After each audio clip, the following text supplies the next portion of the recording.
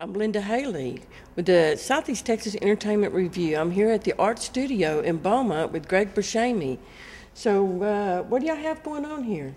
Well, the Art Studio was started 1983. There's a 30-year, coming up on our 30-year anniversary, and we have a lot of different things the studio offers. One is exhibitions every month. We have 9 months out of the year. Art shows where local artists can exhibit their work or come see work that's been exhibited. And we also have education programs, outreach, summer programs for kids. The studio has studio space for artists as well. So we have a lot of people who work here in the spaces to kind of complete and work on their own artwork.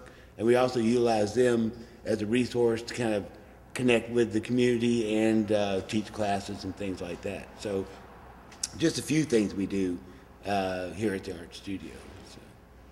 Yeah, y'all have a lot of art out. This is really a nice place. This is a great place to bring your family and your children. Exactly. Yes, it is. We got this building moved in about 15, 16 years ago. We paid it off. And so this property we're on is actually owned by the Art Studio, Inc., which is a nonprofit organization. It's here to serve the community and provide an educational outlet through the arts and a chance for people to become creative. We do visual arts a lot, like we have in the show behind us. This is a show of ceramic work, then and now, basically, work that was historically made in Beaumont and new work that's going on right now that was connected with a national clay conference that we're dealing with at the end of this month. And then the next show coming up will be our winner for our last year's membership show. So it's a real, pretty exciting thing. Every month, first Saturday of the month, we'll have an art show of somebody locally or a group show of some sort. Aside from that, we also have a thing called Band Night, which has been around for about 20 years.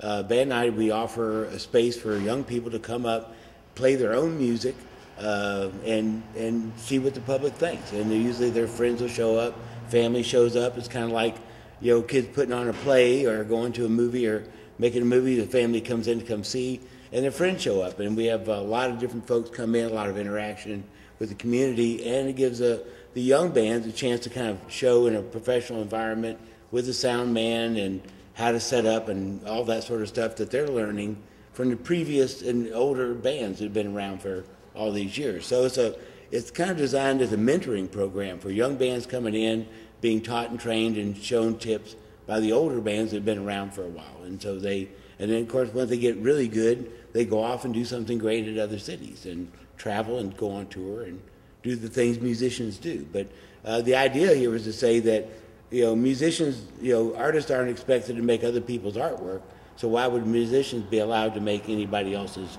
music? So with that in mind, any young band coming up now knows to write their own stuff, and that's kind of an important part of the originating process.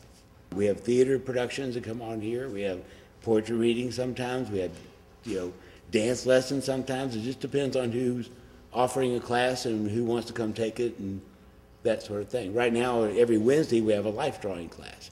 And so, that sounds like fun. Yeah, figure drawing. And basically you don't really teach anything. It's for people who've got some drawing experience, but to come in and have a model be able to available so that you can draw from the figure, which is very difficult to do. Where do you get your models? It's amazing array, just anybody locally, who can make it. Most of the time we put a little word out, hey, we're looking for people to model for drawing class, and a lot of times it'll be people with just anybody really. And we're looking for, the Adonis male model or the, pinup female model. We're looking for everyday people. The reason why we have art is that it educates. I mean, historically, art has always been a controversial thing, visual arts especially, through the churches and the medieval period and the Reformation and all that. There's always been controversy about images, but in the ultimately, they say, but art inspires and it also educates. And so not only what you see of art educates, but the process of making art. A child takes a ball of clay and forms it into a shape they want to make, and that shape comes out in what their imagination wants it to be, and then they have a completed product at the end of that. That's a big thing. That's called complex problem solving, and it's a child developing an idea, using material to create that idea, and then completing the whole process. And if children don't do that, and that's through art and through the scientific method, those are very important things that both kids really need to have in order to build and develop ideas and generate original thought. And arts have always been proven that dance and theater are really great for kids, and their mathematics scores go up.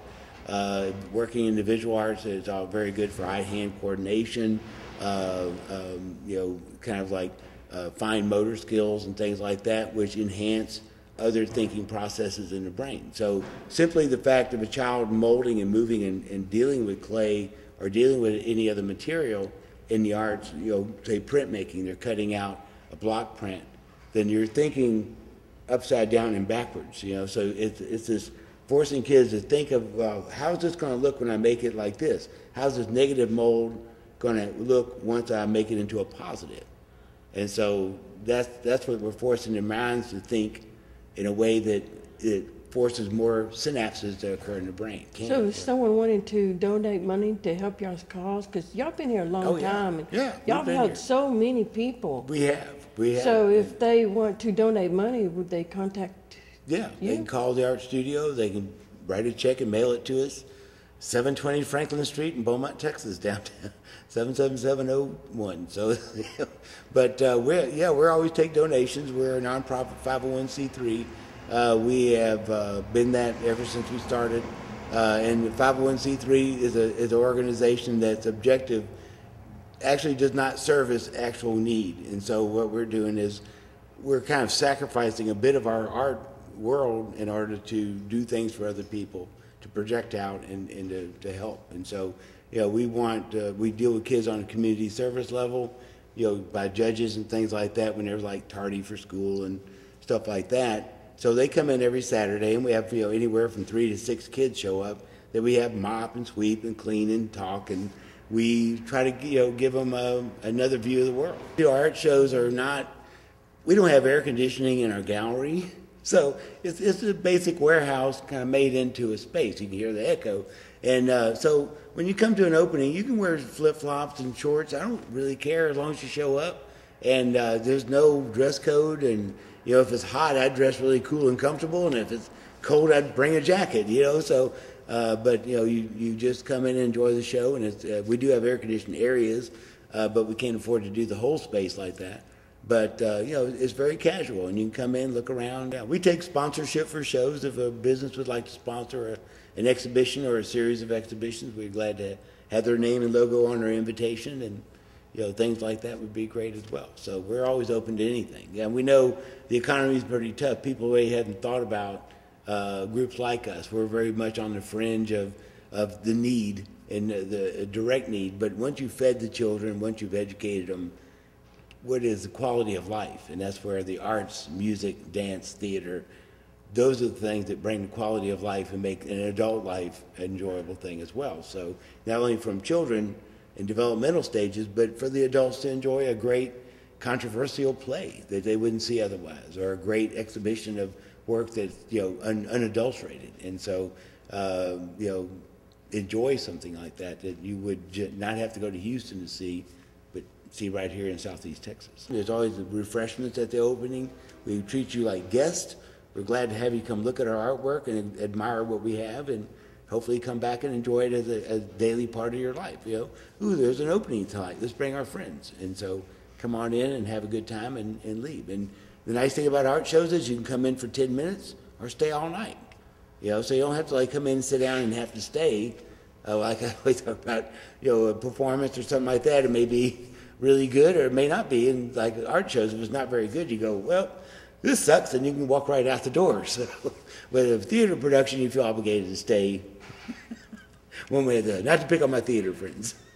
But anyway, that's kind of the nice thing. It's like, it's very open, it's very easy, and it's a great opportunity for a free event. You have a Facebook. Y'all post that on your Facebook? Oh, yeah, we have Facebook, and we have a website, artstudio.org.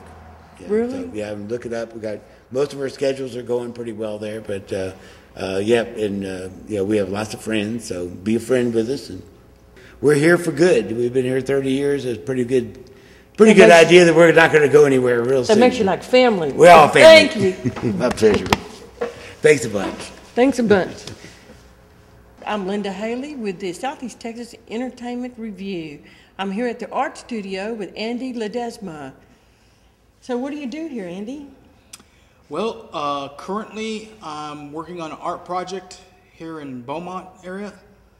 I was originally born here, but I was raised in East LA, which is where I got my introduction to art, which was through graffiti.